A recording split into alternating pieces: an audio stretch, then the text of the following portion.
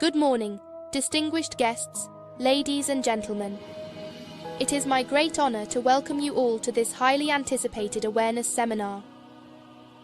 Before we begin with the introductions of our special guests of honor, allow me to provide a brief overview of the initiative that brings us together today. Install Africa.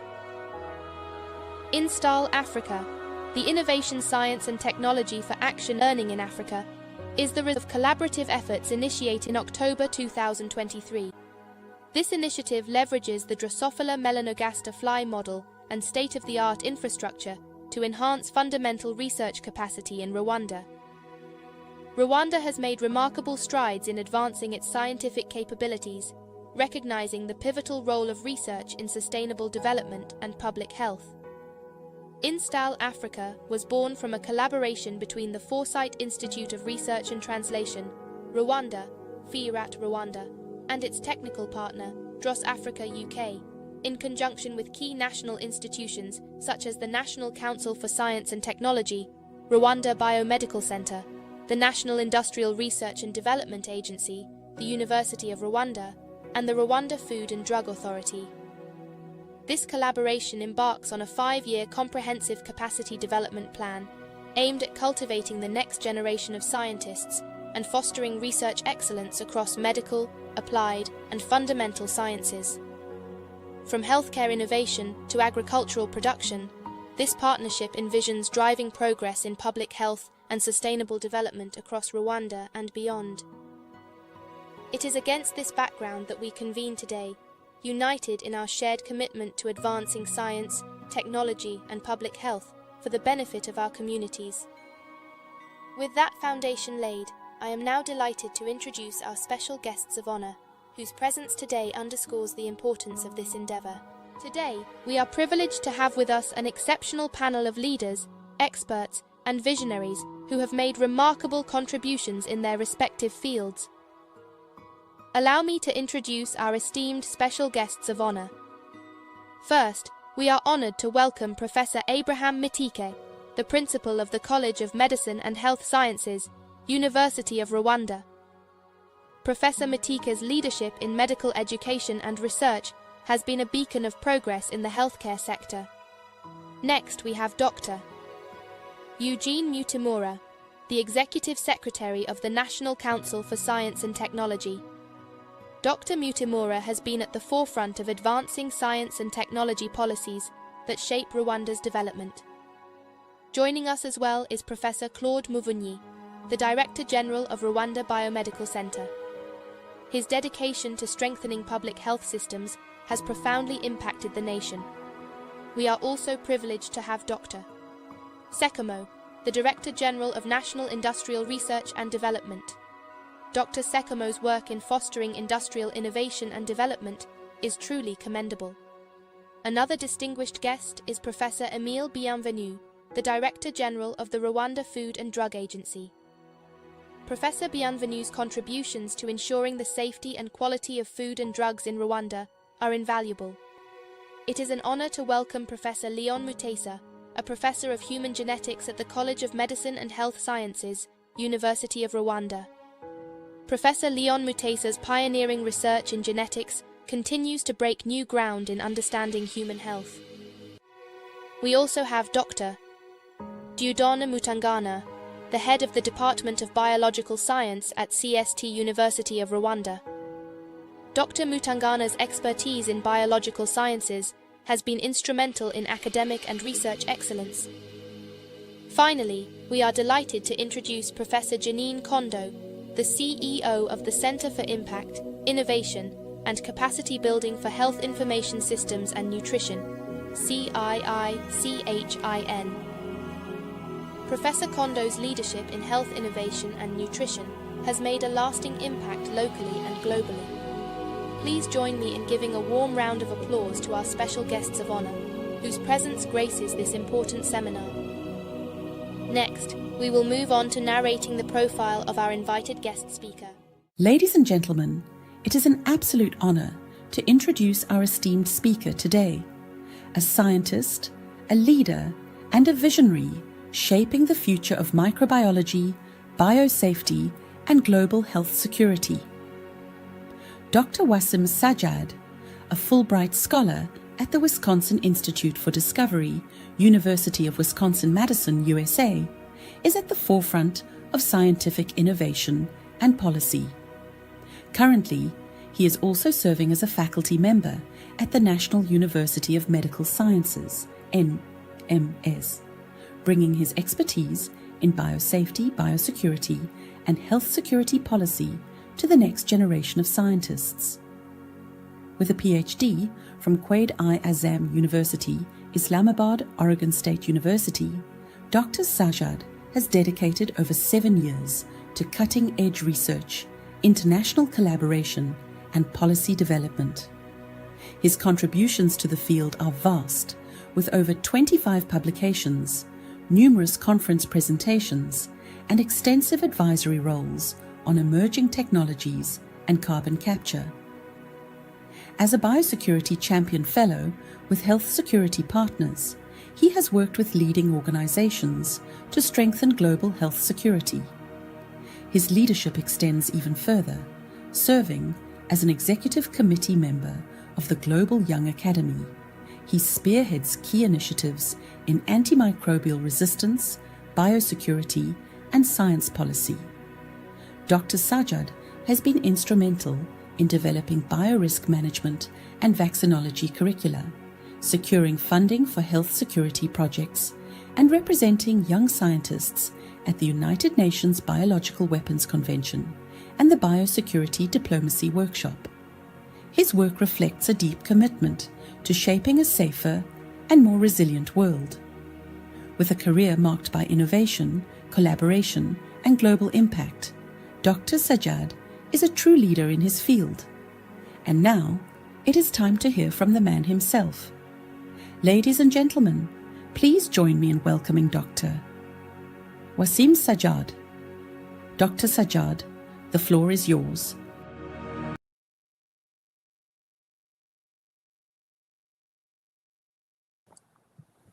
Hello, everyone.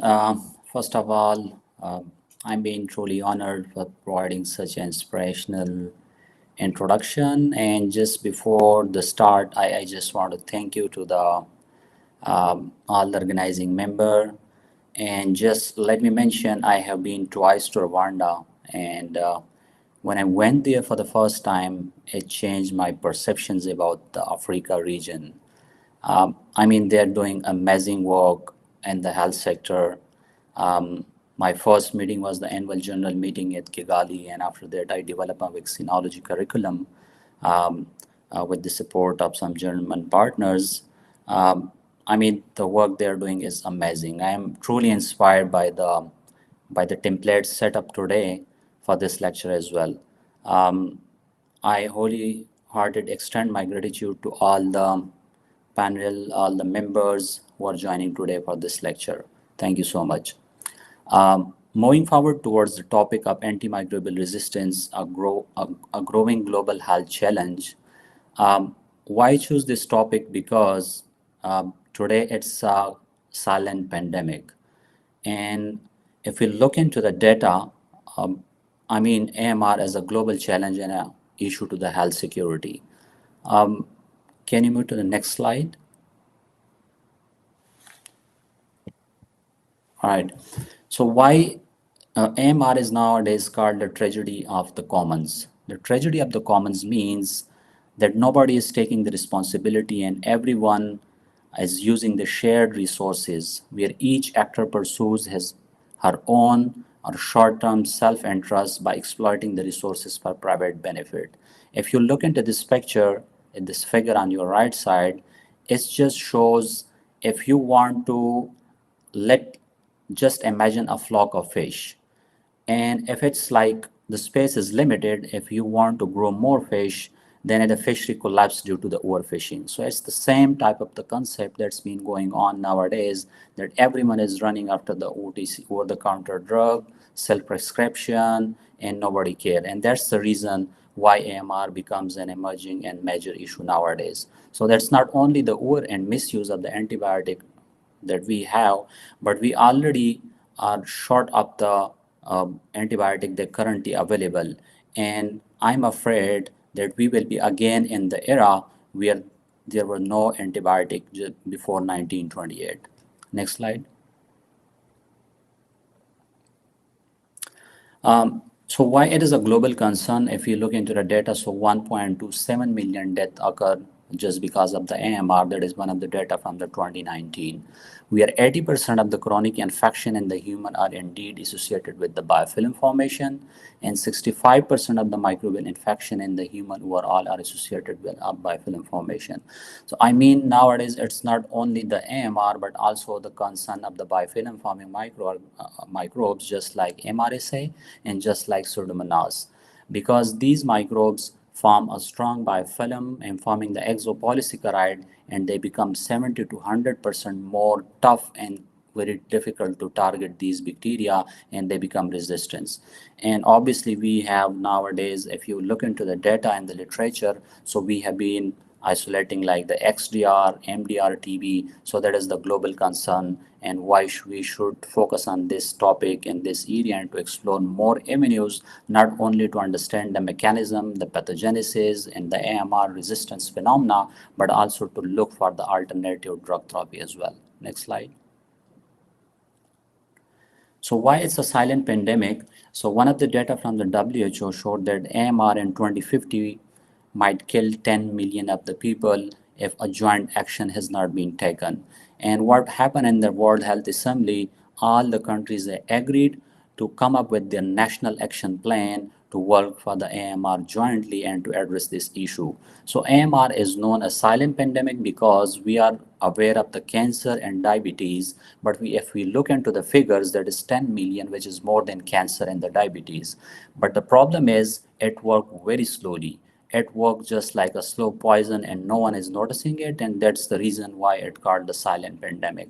So instead of viewing spending on the antimicrobial policy as a cost, we should consider it an investment and an insurance policy for the public health to prevent and protect our next generation. Next slide.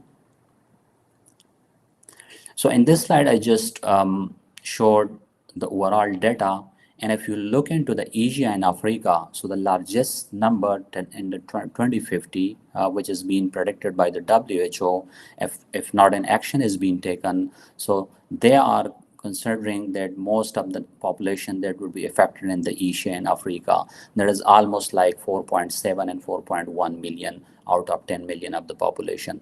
So we should be more concerned of this issue, the population in the Asia and Africa, to come up with some good strategies to work for the future, to explore the new avenues, and also in the coming slide I would emphasize on the public communication, public engagement, and also educating the public and educating the parents to stop and avoid using these self-prescription. And we all are nowadays running after the antibiotics, what is not a good strategy. Next slide.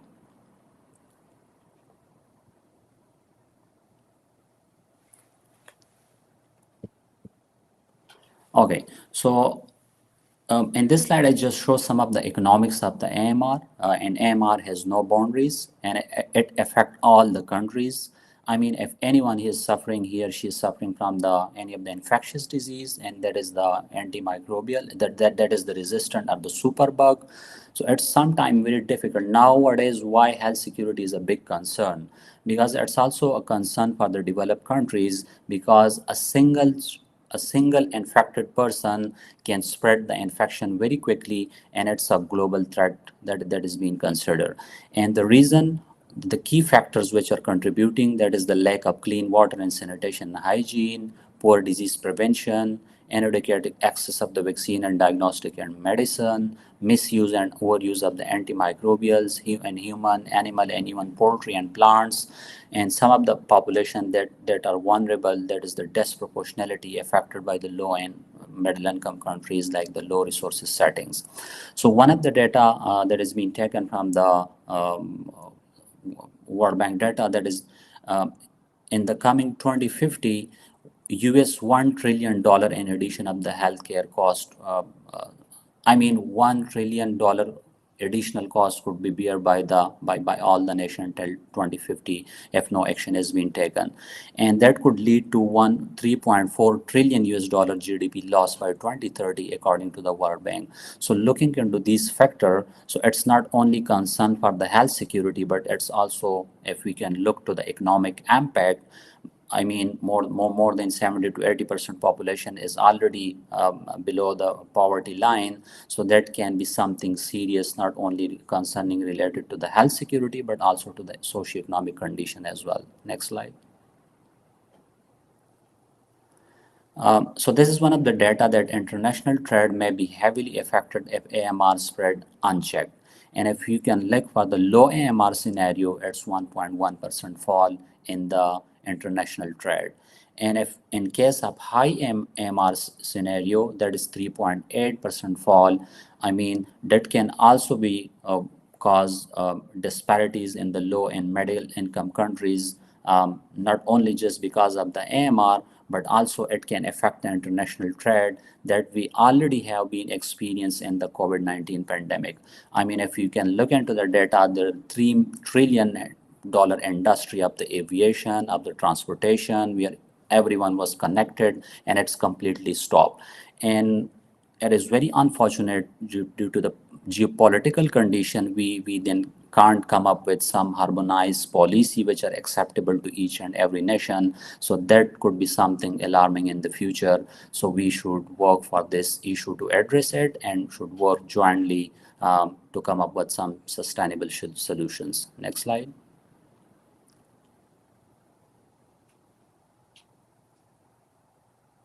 Can you move to the next slide?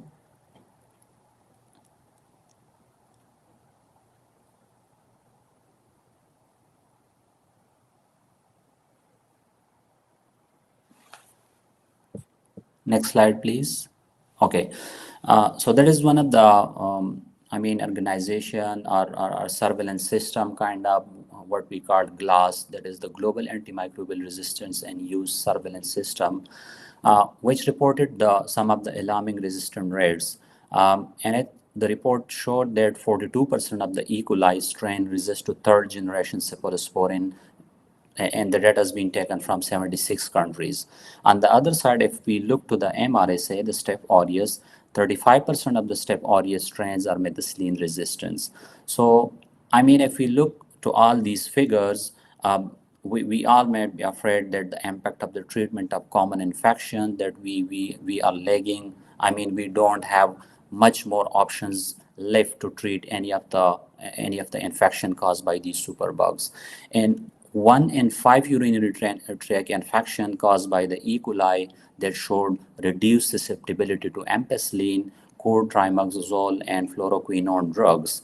I mean, and these are high-class antibiotics if the resistance has been shown by the E. coli, Salmonella typhi, which are very common problem of the developing countries. So that is something serious and alarming. Next slide.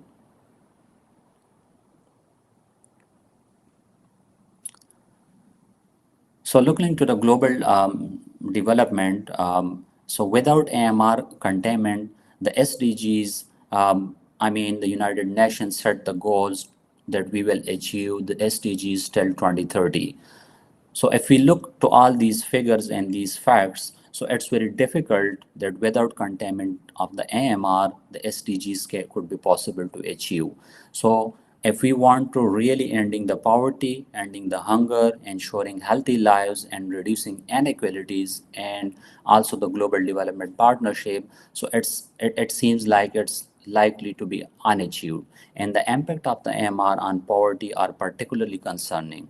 In the high AMR impact scenario, additional 24 million people would be forced into extreme poverty by 2030. And most of the increase would occur in low-income countries as a result of World Bank Group goal of eliminating poverty by 2030 would be harder to reach. So these figures and these facts, if we look into it, it's something really serious, and we should come up with some joint action to work collaboratively to come up with some innovative solution and strategies for some sustainable solution. Next slide. Okay, why I mentioned this slide? Because in most of the, even in developed countries, I was looking one of the report from some European countries, um, that many of the countries are tracking their data when it comes to the treatment and diagnostic options, I mean in the medical field, but no sign of action against the AMR in food products. And if and the data suggests that 15% of the meat contain the MRSA and 90% of the poultry contain the ESBL, which is the extended spectrum beta lactamase drug. So I mean, in the poultry, it's very common to use some of the antibiotic as a growth promoters, and we should look for some alternative option like probiotic and some alternative strategies to come up to overcome these issues.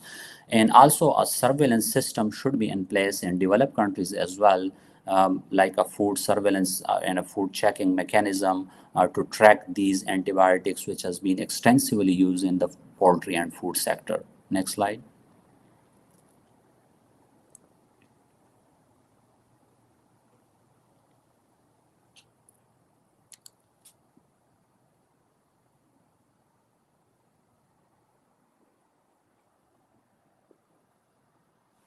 Can you move to the next slide?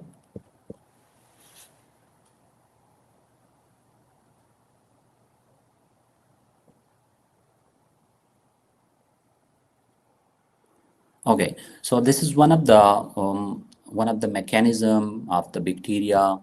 So basically nowadays I'm focusing on the MDR or the biofilm forming bacteria. So it means that how bacteria talk. Just like human, they also have the language through which they can talk. I mean, they have different certain systems. If you look into the Pseudomonas, they have the Lux gene system through which they can secrete the AHLs, which are the acyl homolactones, serine, and what we call the signals. And through those signals, they can talk to each other and they can combine. So following the same principle like united we stands, the bacteria also work on those principles and they come united and they excreted the exopolysaccharide and they become more tough and resistant to treat. So this is one of the great issue nowadays. I mean, and they can form these kind of microorganism form biofilm on the surgical catheters and the ICUs and become very alarming, especially in the developing countries where there is a no clean and sterilization systems in place in the ICUs, and a lot of, I mean, mortality rate is very high in this case. If you look into the picture, it shows that how these bacteria are becoming smart to talk to each other and finding a new avenues and new techniques and new mechanism that how they become resistant and how they become tough and difficult to treat. So nowadays, we are looking for some alternative strategies that how we can target these kind of microorganisms which are forming the biofilm. And rather than going for the DNA or the RNA or the cell wall targets, why not to come up with something that can inhibit these signals? I mean, inhibiting the signals, it will not put a selective pressure on the bacteria, and bacteria will be there, but it will be easy to treat these kind of infection. So the data shows that 90% had become more resistant and 30% become more pathogenic because it happens something in a synchronized way when the quorum sensing occur, and it not only become resistant but also become more invasive, more become pathogenic, and more become virulent. So I think this is also something serious that should be explored for further research and to look for some solutions. Next slide.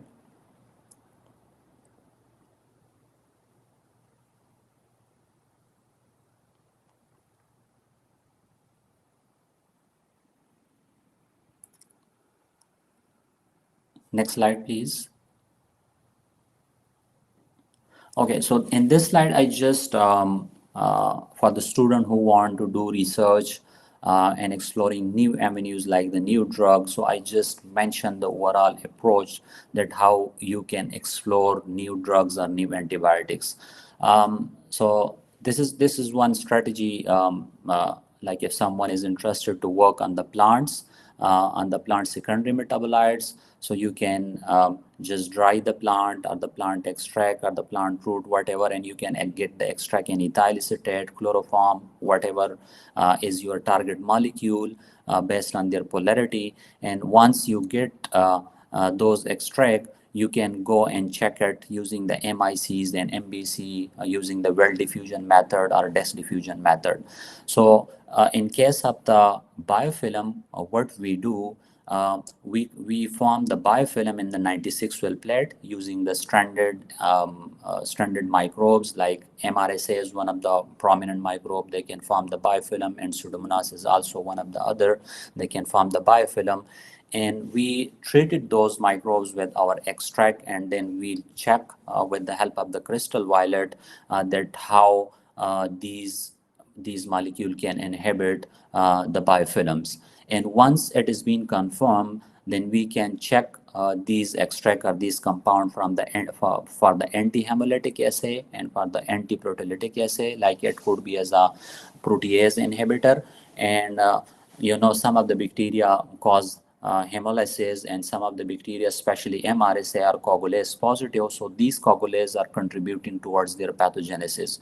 So we come up with one of the study where we extracted some of the juglone derivatives, and then we treated these juglone derivatives with the MRSA and just check the plasma, that the plasma is clotting or not, to check the compound for the coagulase inhibition. So if there is something interesting come up like coagulase inhibitor or protease inhibitor, so definitely it can work as a drug of choice, especially in the case of antibiofilm.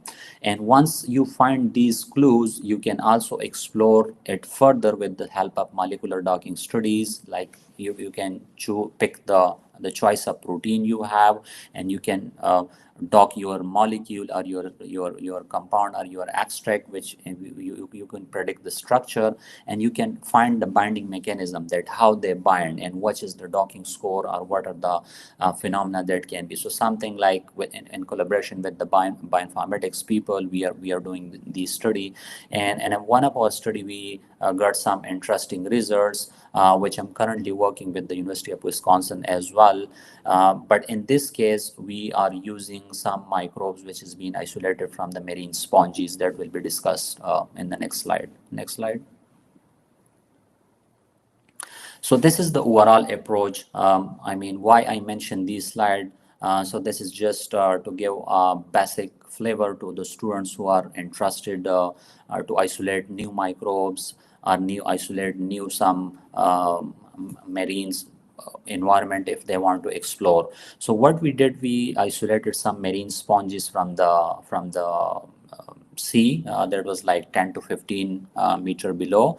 And once we get those marine sponges in a sterile container, that been shifted to the laboratory and washed with the help of some disinfectant to get rid of all the dirt and other things. And then we used almost 9 different type of media to ensure the isolation, that we should have enough isolation, and you can maximize the chance for some new isolate as well. And once you get all those isolate, so rather than going for the extraction and all those work that are more labor work and take a lot of time, so we come up with one of the technique that what we call the spot method. At a single plate, you can make almost more than 20 to 30 spots to just check for the zone against, you want to check against the MRSA or the Pseudomonas or Acetobacter, whatever the target strain is. So once you find the zone, you can pick only those colonies which are of interest, and you can get rid of all other stuff which is not required. Once we get all those strains, that the next step, we move forward for the DNA extraction and the PCR to get the 16 RNA sequencing to at least characterize that what are these strains, to which genera it belong, to which phylum it belong, and what are the possible species. Once you have all those information, so it make your work more easy. Next slide.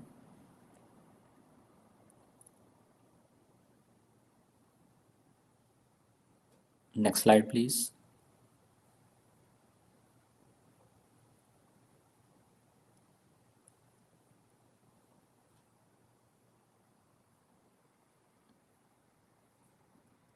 Okay, so once you get all those strain, you can grow it in a test tube or in a flask on a shaking incubator, and now we come up with two strategies. One is to get the enzymes, and obviously you can't precipitate the enzyme with the help of solvents. So what we did using the ammonium sulfate, we extracted any of the enzyme component or peptides component.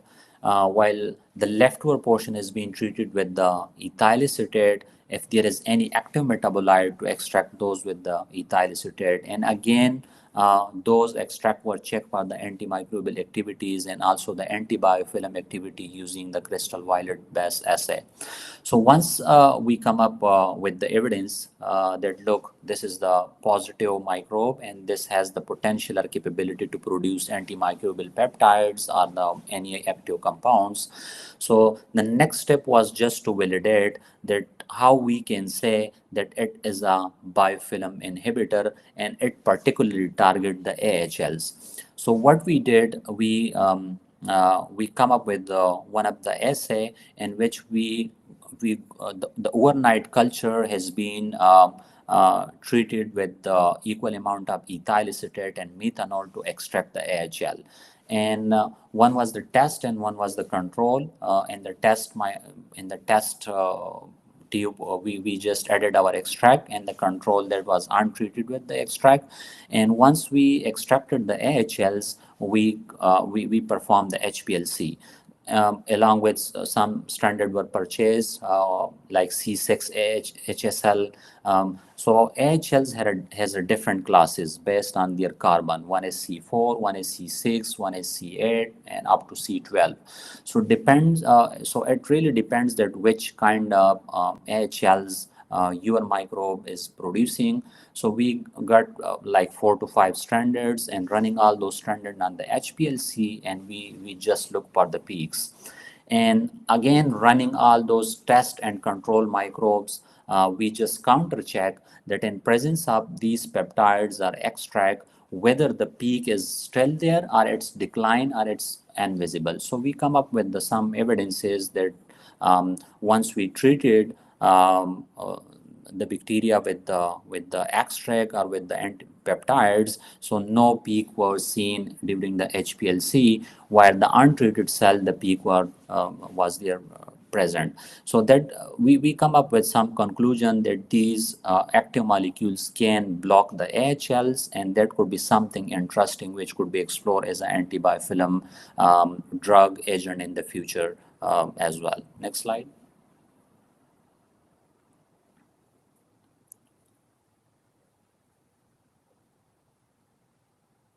Next slide, please.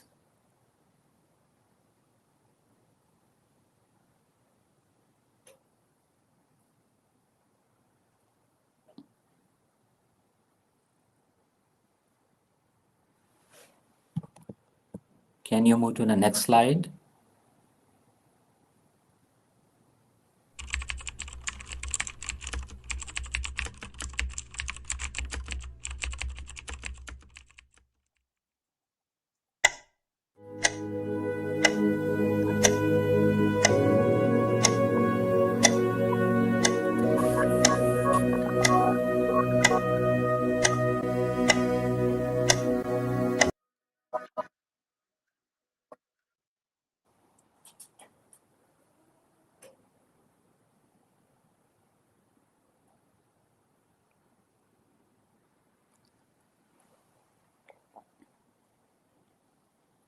Okay, now once you have all those active molecules or compounds, so there are two ways, either to just go for the LCMS or to look into the M or Z. And sometime LCMS is very sensitive, so you need to purify the compound. So what you can do, I mean, using the Cephadex gel or something like that for the purification of the protein or compound, you can get the fraction, and again testing those fraction for the antimicrobial activities just to validate that which one are the active fraction. So you can pull up those fraction and can go for some liquid chromatography mass spectrometry NMR, and some high analytic techniques to look for some new molecule or new compound as well. And at the same time, we also are interested to look into especially the antimicrobial peptides, because some of the peptides, when you knock out certain sequences of the amino acids, so it become more proactive and it could be more efficient than the one that has been already extracted. So using some bioinformatic tools, I mean, you can play with the data either to add an amino acid or delete certain sequences of the amino acid, and sometime at work, and that could be something interesting for the future therapy as an anti-biofilm agent. Next slide.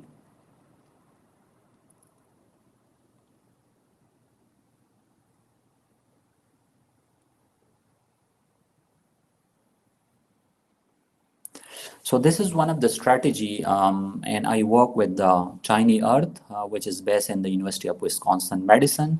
So they provide each year trainings to especially the undergraduate students and their supervisor and their professor, and the idea is to explore the native soil for any of the potential bacteria. So if someone is interested, so she can reach out to the Tiny Earth website, which is available in the University of Wisconsin Medicine. Either can connect with me, so I can connect it with the group.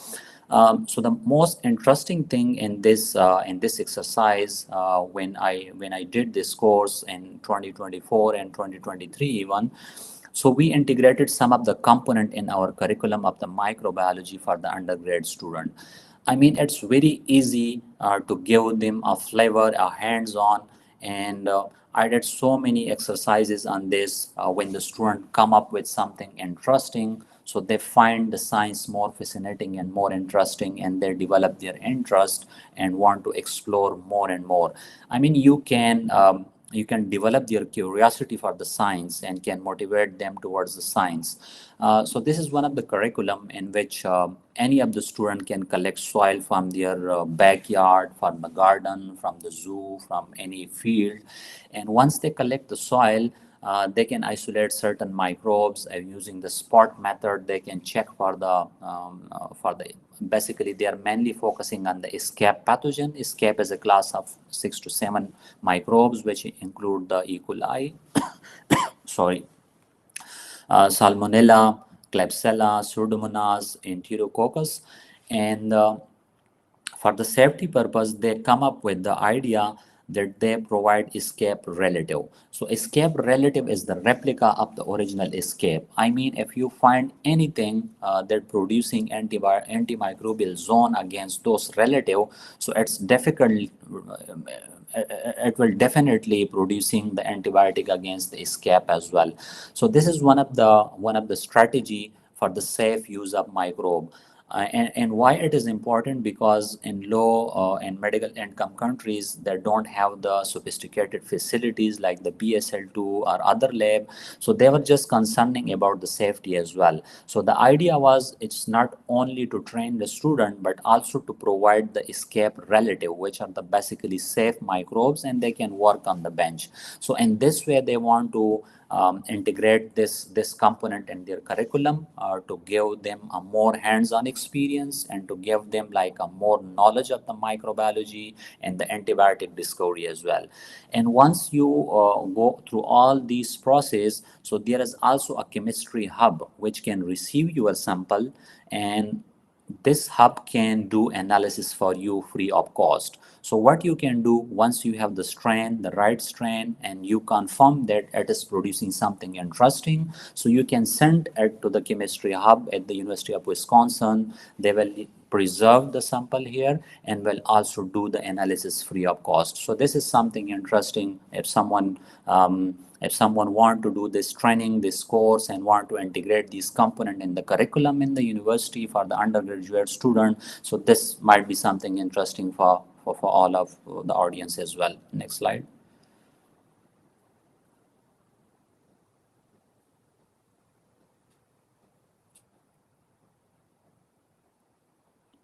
Okay, so basically we in the first half we mainly focus on the AMR issue. So later on we discuss about some kind of strategy if someone want to do the wet lab work, so what could be the possible solution or possible strategy to explore new avenue. Now coming to the role of stakeholder to combat AMR, I mean there are a lot of role of the scientists, of the other community, and also of the government as well, and other NGOs, in creating certain campaigns, providing certain policy guidelines that how we can tackle this issue. Can you move to the next slide?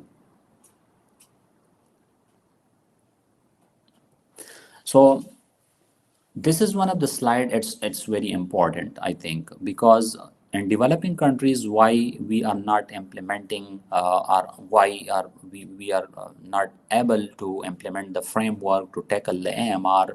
So we don't have universal health coverage system. We don't have those reforms.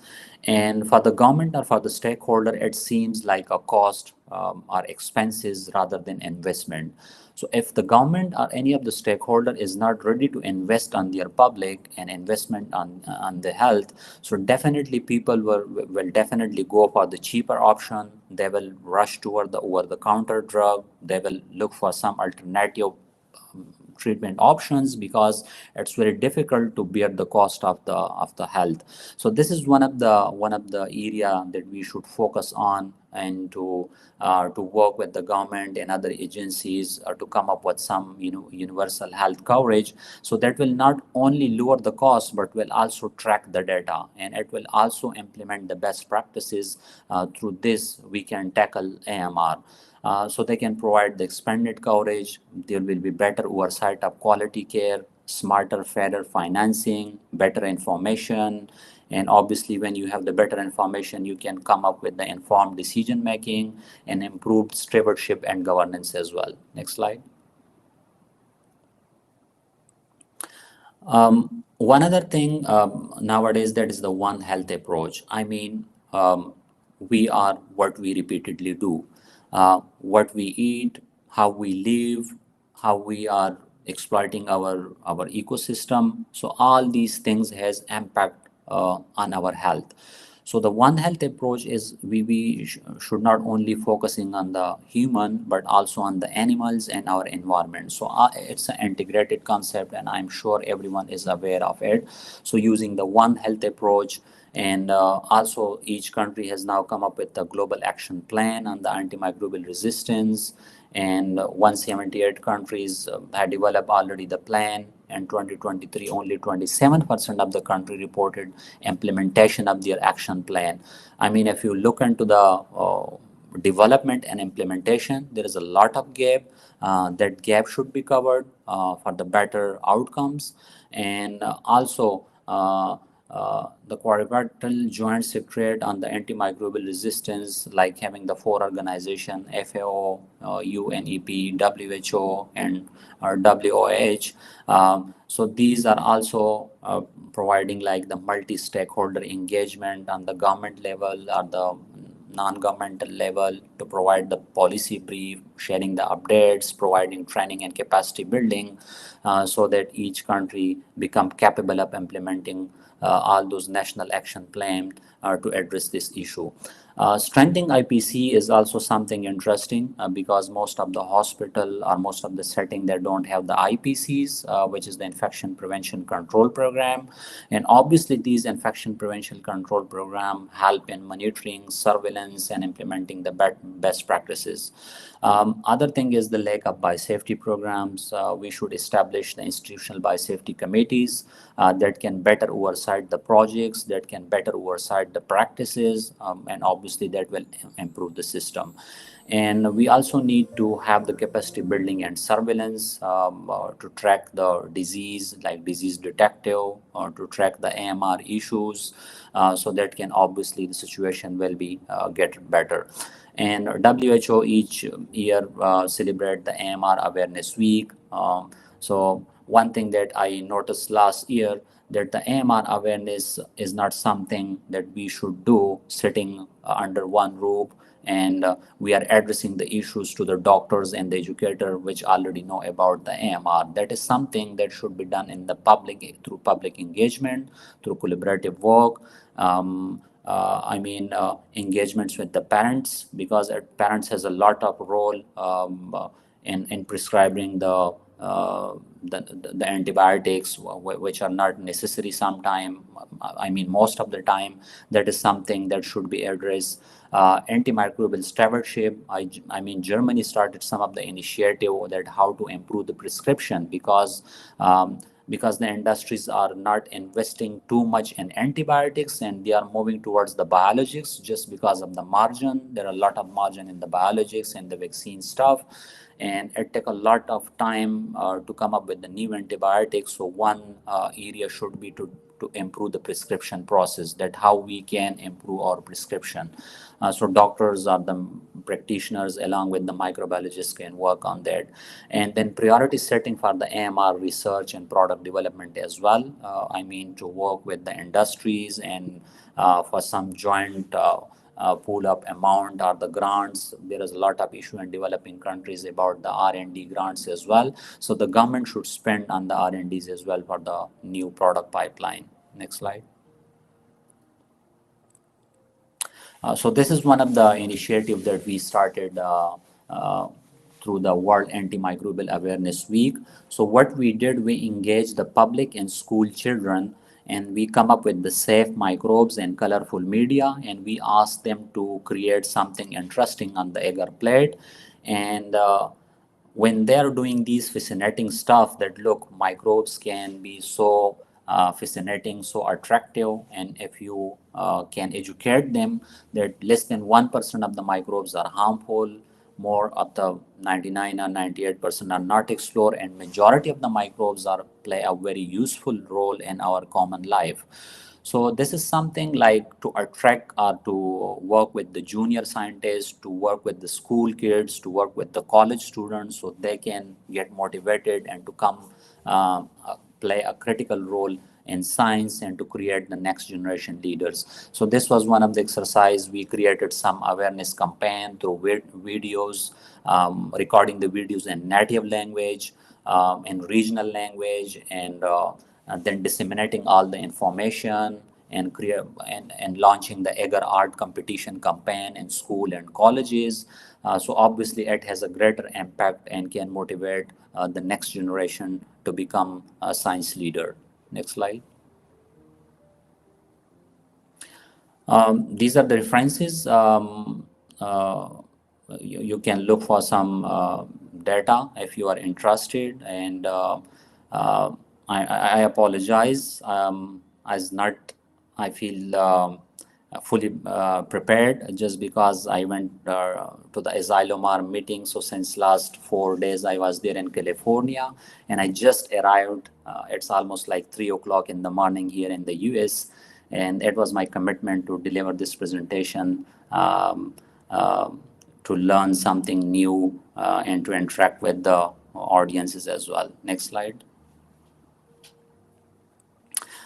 So what you see behind is bacteria that communicate through villi. We human don't need villi to exchange information, so please contact through the usual channel. So I have mentioned my email address. So if someone is interested to look for the new opportunities, to explore new avenues, I need some connection even for the Tiny Earth program, and want to take some initiative, so they can definitely put an email, and I will make sure to respond and facilitate as well. Next slide. So this is my research group. That was back in 2022. That's now expanded. Now I have 2 PhD and 4 MPhil in my group. Currently they are working, and also some of the MS students is being graduated, like 5 to 6, and we are working on it. And on the left side, you can visit one of the website, that is Microbial Hub, which is our initiative to provide bioresource or biomaterial to the low resource setting, and that is one of the initiative if someone is looking for some useful microorganism or some bacteria. So we develop a database and with designated code, and we did some preliminary studies, like you can get the AMR data, you can get the strain information, you can get the biochemical information. So that was something, the idea was that the data shouldn't be replicated, and if someone is interested to work on the step areas, so they, he or she don't need to look back, and we will provide the strain, we will provide the data, and he or she can work further to come up with some solid outcomes and impactful research. So this is one of the website you can go and search. If there is something find interesting, just let me know. Next slide. I hope that's it. Thank you so much for listening. I'm also looking to the comments on the right side. So if there is any question, anything, I would be happy to answer that. Thank you so much.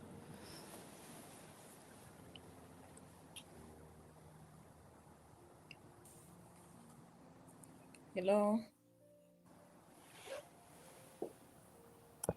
Yes. Hello. Thank you very much, Dr. Wasim Sajjad. Yeah. I'm Aksa. Actually, I was very interested for your great presentations.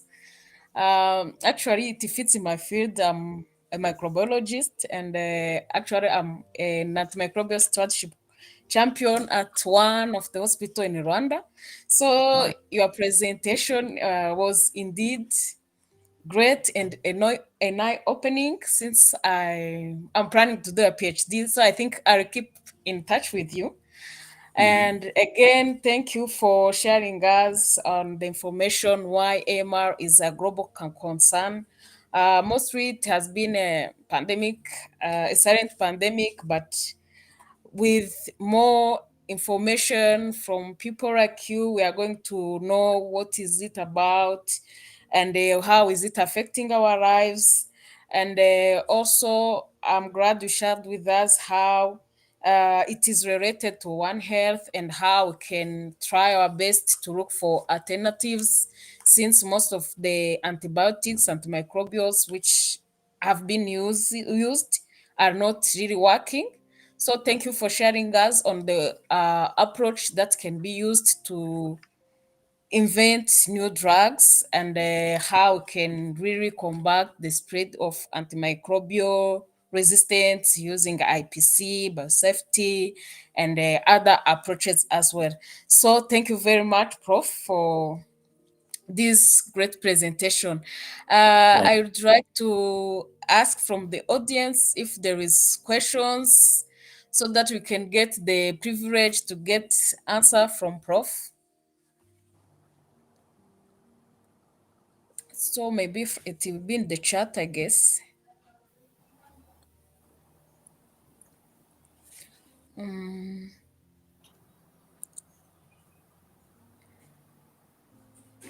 But I'm not seeing any questions. Do you have questions, Madam Adedeji?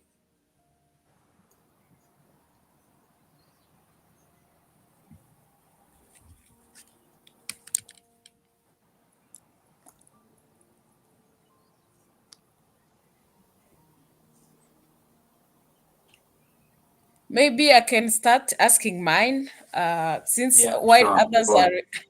Let me take this opportunity.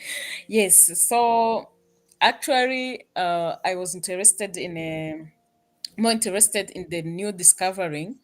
So I was wondering, do you, at your lab, do you plan to use like bacteriophages in checking their activity against multi-drug resistant bacteria, or you are just looking for other bacteria and medicinal plants? Now, basically, I am focusing on the MRSA, methicillin-resistant Staph aureus, and Pseudomonas aeruginosa, which are the multi-drug resistant sometime. And we are extracting, in particular, we are interested in small molecule like peptides, just like bacteriocin and other. So we get marine sponges, and from marine sponges, we extracted some of the bacteria. I know about the one at the moment, that is Planococcus cetri, and from that cetri, we have some interesting result. I mean, the principal media, that is marine agar, when we try in the marine broth, it's not producing something. When we tried in the nutrient broth, it's not producing something. But when we pool both these media, it producing active compounds. So that is something interesting that now I'm up to it. That what are the nutrients or ingredients that are available when you pull up the media, and some of the bioactive compounds which are produced are very active against the MRSA and Pseudomonas aeruginosa. Wow, that's fantastic. Yeah. Thank you. There is a question chat. Are there any innovative technologies or approaches being developed in Africa to combat AMR? I mean, I am not sure about Africa. I have been to Rwanda twice, once for the vaccinology course, and I mean, it's doing amazing work, and I'm in contact with a lot of people from Rwanda, even in US, even I met some in the Korea IBI. So, and in Rwanda, I think there are a lot of things going on, and a lot of people are doing amazing stuff, and especially the Rwanda University and RBC, Rwanda Biomedical Center. I have been there as well. So there should be innovative technologies. Why not? Sometime the developing countries. The problem is the developing countries don't have access to the modern technologies. But nowadays there is a yesterday I was in Isalomar meeting, so all the debate was about the equitability, like access to those technologies. Once you have the technology, so there are amazing minds in the global south, and they can do any task in hand. But once they have the right technology in place, so definitely most of the universities have some high tech tool, some high tech equipment, but in particularly. Not sure about the Africa, because Africa is a huge continent. So definitely there might be something. And opportunities I'm aware of. One is the ICGEB in the South Africa. There is one of the center in the Cape Town, and the TWAS fellowship is there. I think there's also for the Global South and LMICs. So you can explore all these opportunities, and you can see some amazing people doing all this stuff. Yeah, sure, sure. Thank you. Someone also asked, like, if there are, what are the most effective strategies for reducing the spread of AMR in rural resource settings? If you look into the past history, like the lab associated infections, so why labs come up with the biosafety, biosecurity, IPC protocol? Because every year they have their own audit system, and when they assess their financial resources, they're quite spending a lot of money when there is any accident or incident occur. So they come up with the protocol and procedure to adopt best practices. So the best thing and effective strategy is the implementation of the right SOPs, implementation of the good practices, and good biosafety practices, infection prevention control mechanism. So that's why we all know that prevention is better than care. So if we have right system in place and right practices in place, so it's very cheap, and it's I mean, it's just need two hand and intent. If someone want to do implement the best practices, so it's doable. Okay, yeah, sure. Yeah. Um, what do you see as the most promising area of research or intervention to combat AMR in the next 5 to 10 years? Oh, it's very difficult and interesting question. In the next 5 10 years, there what research interventions, but obviously people are now, as I mentioned, that sometime industries are also not ready to invest more in the antibiotics, and they are up to the biologics and biosimilar stuff, because there is a quite, it's my personal opinion, there is a quite huge margin in those stuff, and it take a long time to come up with the new antibiotics. So one of the strategy our intervention is the antibiotic stewardship, and most of the countries are working on it, that how we can improve the prescription. I mean, if you have drug A, So you can complement it with the drug B, but obviously there needs some study, and it work more effectively when you are using it as single. I mean, as synergism. Either some of the people are now prescribing antibiotic along with the probiotic. It's very effective strategy. So I think these are some of the interventions which can convert the AMR and what I mentioned before, the interventions, that is the best practices by safety improvement, infection prevention control measures being taken. So all these are interventions which can work effectively for the next 5 to 10 years. Yeah, sure. I don't think there's another question. Thank you very much, Prof, Thank for you. giving us answers to the questions. And actually, in addition, maybe I can say one or two things. As you said, like nowadays, people are really being aware of AMR day by day, and this they are even improving the IPC, which was also good in combating the spreading of AMR. So Yeah. in the future, we hope the disaster that was projected by 2050 will not happen. Yeah, I Okay. hope so. Okay, thank you very much, Prof, for Thank you. these great presentations. Yeah, Uh, pleasure. and thank you for taking your time. I know it is night and you uh, just had to not strip and share with us the information and knowledge and skills and experience that you have. We really Yeah. appreciate this.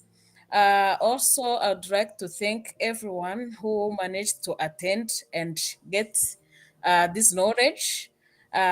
People from different countries on YouTube, people from Rwanda, Nigeria, and other more people really attended these sessions to get more insight on AMR. I really thank them for sparing this time so that we can combat this public health challenge together. Without delaying, I'd like to ask to request Mr. Nason to Ingire to just for closing remark and give us more information on the next sessions for Install Africa. Thank you very much. Yes, Okay, can you hear please. me? Yeah. Thank Yes, you. we can. Yeah, thank you for the presentation. I don't have much to say, but I can't go without saying thank you to Dr. Sajjad for his nice presentation. So Pleasure. I would like to thank everyone for this time and attention they paid today. And we appreciate your interest and commitment to combat antimicrobial resistance.